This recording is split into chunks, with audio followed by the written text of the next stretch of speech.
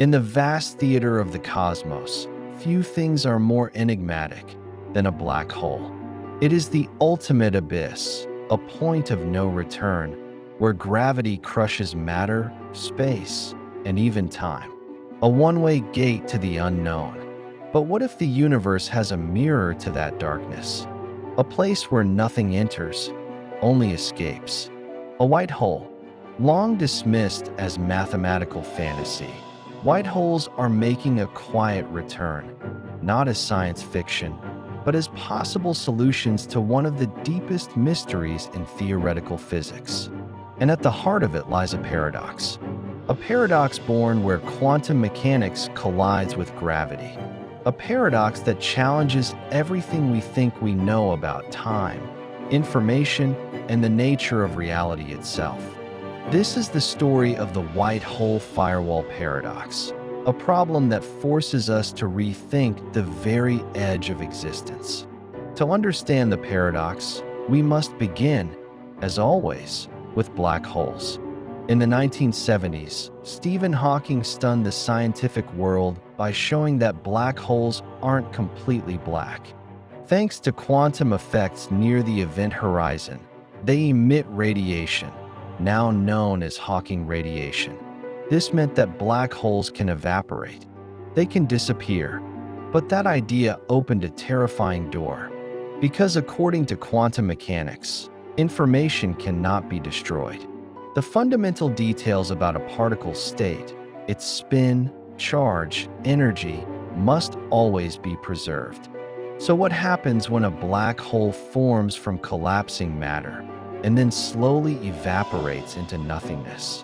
Where does the information go? If it's lost, quantum mechanics is wrong. If it's preserved, we have no idea how. This is the black hole information paradox, and it has haunted physics for nearly 50 years. In 2012, a team of physicists, Almhiri, Merolf, Polchinski, and Sully, proposed a radical idea. A solution so bold, it shook the foundations of black hole theory. They suggested that the event horizon, that smooth, invisible boundary, might not be smooth at all.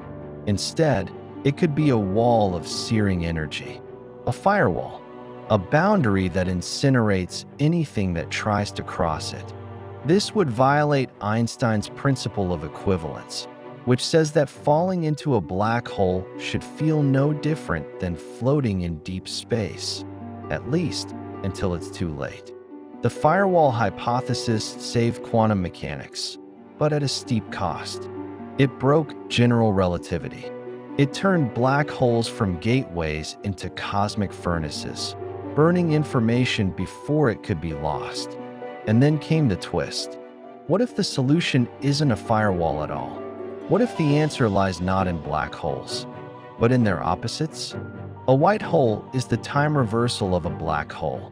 If a black hole sucks everything in, a white hole spits everything out. Nothing can enter, and anything inside must eventually escape. For decades, white holes were viewed as mathematical oddities, valid in Einstein's equations, but impossible in reality. But recently, physicists have started to reconsider. Some theories now suggest that when a black hole reaches the end of its life, when it has shrunk to its smallest possible size, it may bounce. Instead of collapsing into a singularity, it explodes outward. And what it becomes is a white hole. This process, sometimes called a quantum bounce, could offer a way to resolve the paradox. Instead of information being destroyed or trapped forever, it could emerge, slowly, gently, through the white hole. A cosmic recycling. But this leads to a new mystery, a new paradox. Because if white holes are real, if they do emerge from black holes, then we must ask, what happens at their horizons? If information is escaping through a white hole, how is it encoded? How is it protected from quantum decoherence, from energy loss, from destruction? And what is the nature of the barrier that separates the white hole's interior from the outside universe? Some physicists argue it must be a firewall. Others say it must be smooth, but it can't be both. Welcome to the white hole firewall paradox, a battle between three unbreakable principles. The laws of quantum mechanics, which demand that information is preserved. The geometry of general relativity, which requires smooth spacetime.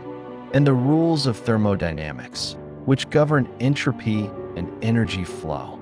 You can keep two, but not all three. To solve this, physicists have proposed bold new models. Some suggest that information is stored in quantum gravitational fluctuations at the boundary, microscopic echoes encoded in the fabric of spacetime itself.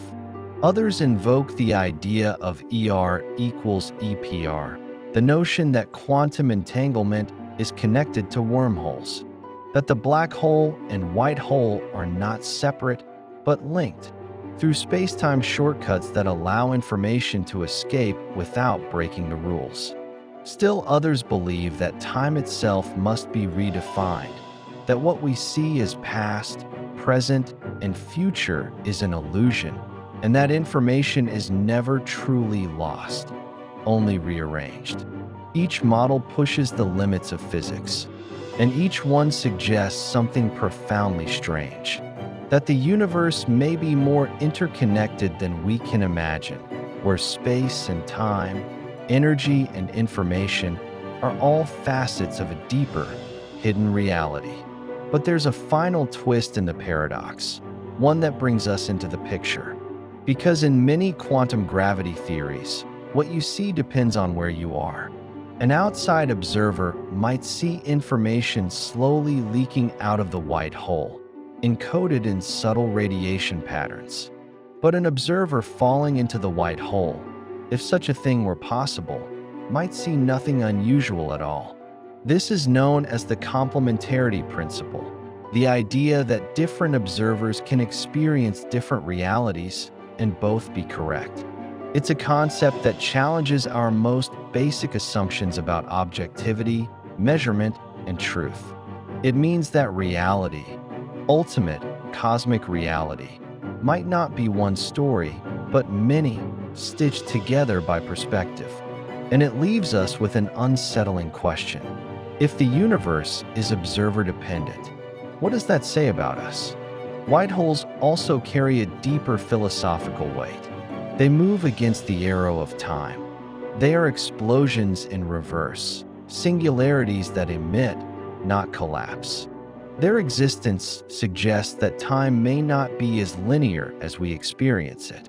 That past and future are not fixed points, but flowing directions, reversible, transformable, even entangled. And if white holes exist, then so too might regions of the universe where time flows backward, or where causality is not absolute. It's a challenge not just to physics, but to philosophy, to our sense of self, of history, of becoming. It forces us to ask, is the future already written? Or is it, like the white hole itself, still unfolding? The white hole firewall paradox is more than just a puzzle. It is a window, a crack in the walls of our current understanding, a glimpse into a deeper theory that we do not yet possess, one that unites gravity, quantum mechanics, and thermodynamics into a single, seamless reality. We are standing at the threshold of that understanding, peering into equations that whisper of other dimensions, of emergent time, of quantum geometries woven in silence. And though we do not yet have the answers, we are asking the right questions. Somewhere in the deep future, a black hole may breathe its last, not with a bang, but with a whisper, a shimmer of light. And in that moment, at the edge of physics, a white hole may be born, a time-reversed ghost, a beacon of memory, carrying information not into oblivion, but back into the universe. The paradox lives on, and so does the mystery, because the more we learn about the universe, the more we realize how much it still refuses to be understood.